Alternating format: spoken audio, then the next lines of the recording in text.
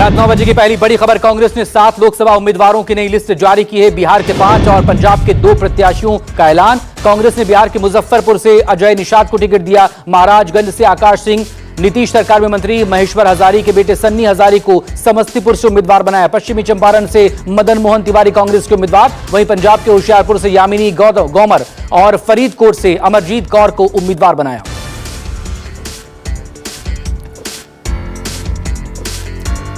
प्रधानमंत्री नरेंद्र मोदी आज अलीगढ़ में चुनावी जनसभा को संबोधित करने पहुंचे। पीएम मोदी ने एक बार फिर कांग्रेस पर निशाना साधा। पीएम मोदी ने कहा, कांग्रेस और इंडी के धन के एक खतरनाक इरादे से मैं आज देश और अलीगढ़ के लोगों को आगाह कर रहा हूं। कांग्रेस और इंडी गठबंधन की नजर आपकी कमाई पर है। पीएम ने कहा कि कांग्रेस के शहजादे कह रहे हैं उनकी सरकार आई तो कौन कितना कमाता है, किसके पास कितनी प्रॉपर्टी है, किसके पास कितना धन है, उसकी जांच होगी। हमारी माताओं बहनों के पास जो सोना है वो स्त्री धन है, इसे पवित्र माना जाता है। कानून भी इसकी रक्षा करता है। अब इन लोगों की नजर महिलाओं के मंगलसूत्र पर है।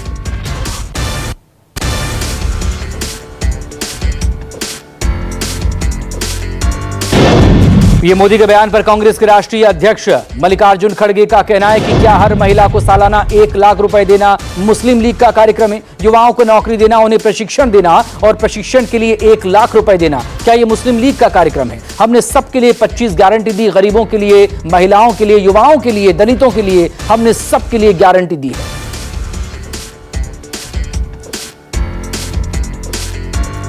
पीएम के बयान के बाद राहुल गांधी ने निशाना साधा है। राहुल गांधी ने कहा, पीएम के पास मुद्दों से भटकाने की नई तकनीक है। झूठ के कारोबार का अंत नजदीक है। राहुल गांधी ने कहा कि लोगों को मुद्दे से भटकाना चाहते हैं। पीएम, देश में बेरोजगारी और महंगाई पीक पर है। पीएम कहते हैं कि सब कुछ ठीक है।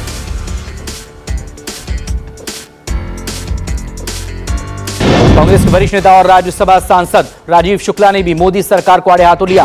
राजीव शुक्ला ने कहा कि बीजेपी के नेता अनाप शनाप बयान दे रहे हैं। घोषणा पत्र में मुस्लिम लीग का जिक्र नहीं।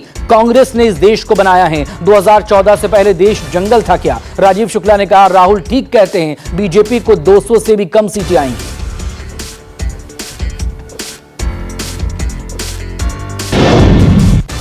दूसरे चरण की वोटिंग से पहले बीजेपी कांग्रेस में जुबानी जंग तेज।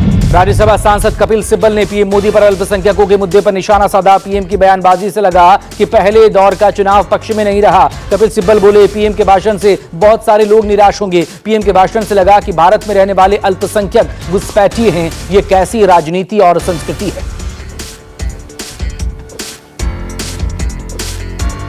जयराम रमेश ने भी पीएम पर निशाना साधा। का प्रधानमंत्री जहरीली भाषा में दुनिया भर की बातें बोलते हैं। बाबा साहब अंबेडकर के संविधान को खत्म करने की साजिश है। जयराम रमेश ने एक पोस्ट में चुप्पी तोड़ो प्रधानमंत्री जी टैग करते हुए लिखा कि 1951 से हर 10 साल के बाद जनगणना होती आ रही है। इसे 2021 में कराया जाना चाहिए था, लेकिन आज तक नहीं किया गया। इस पर प्रधानमंत्री चुप क्यों हैं?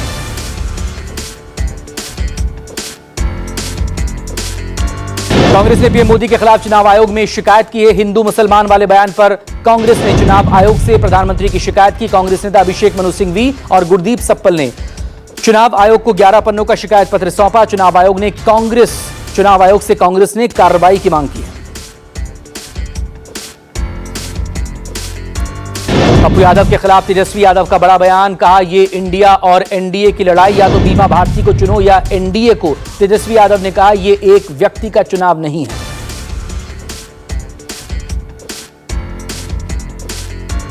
लोकसभा चुनावों के बीच ही बीजेपी का खाता खुल गया। गुजरात में बीजेपी ने पहली जीत दर्ज की। सूरत में पार्टी के उम्मीदवार मुकेश दलाल निर्विरोध निर्वाचित हो गए। नामांकन पत्र वापसी के अंतिम दिन सभी 8 उम्मीदवारों ने अपनी उम्मीदवारी पीछे खींच ली। इसके बाद बीजेपी कैंडिडेट मुकेश दलाल निर्विरोध निर्वाचित हुए। सूरत में एक दिन पहले कांग्रेस कैंडिडेट नीलेश कुंभानी का पर्चा रद्द होने के बाद समीकरण बदल गए।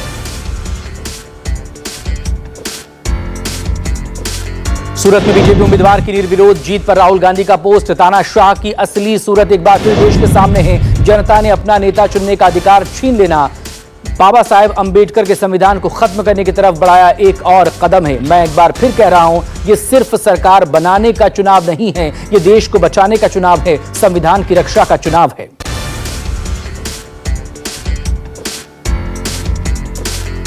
बिहार के डिप्टी सीएम सम्राट चौधरी ने कहा कांग्रेस पूरी तरह तुष्टीकरण में लगी है। तुष्टीकरण करके इस देश में कुछ नहीं हो सकता। इस देश के सभी वर्गों के लिए काम करना होगा और प्रधानमंत्री मोदी ने हर वर्ग के लिए काम किया और आगे भी करते रहेंगे।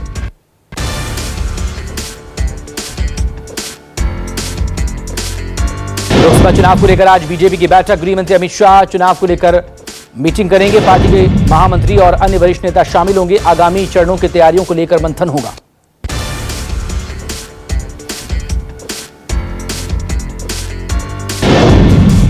दिल्ली के सीएम अरविंद केजरीवाल की डॉक्टर से परामर्श की मांग खारिज। राउज एवेन्यू कोर्ट ने केजरीवाल की मांग को खारिज किया। स्वास्थ्य जांच के लिए एम्स का पैनल गठित। एम्स का पैनल तय करेगा इंसुलिन दी जाए या नहीं।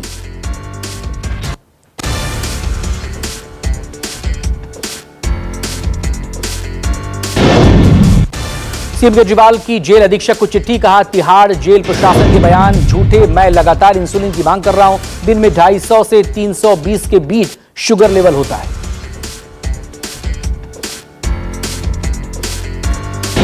दिल्ली के मंत्री गोपाल राय का बड़ा बयान। का गिरफ्तारी के खिलाफ लोगों में आक्रोश। केजरीवाल पर हो रहा अत्याचार का जनता जवाब देगी। 25 मई को गोपाल राय ने कहा, गिरफ्तारी के बाद जेल में जिस तरह से उनके साथ अत्याचार हो रहा है, उनके परिवार को उनसे मिलने नहीं दिया जा रहा।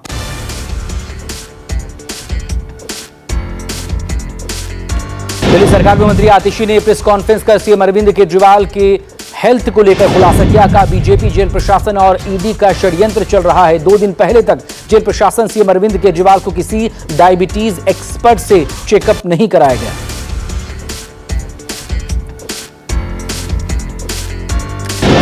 ममता सरकार को हाईकोर्ट से बड़ा झटका। कलकत्ता हाईकोर्ट ने शिक्षक भर्ती 2016 को रद्द किया। 6 हफ्ते में सैलरी वापस देने का आदेश। 25,000 से ज्यादा भर्तियां हुई थी।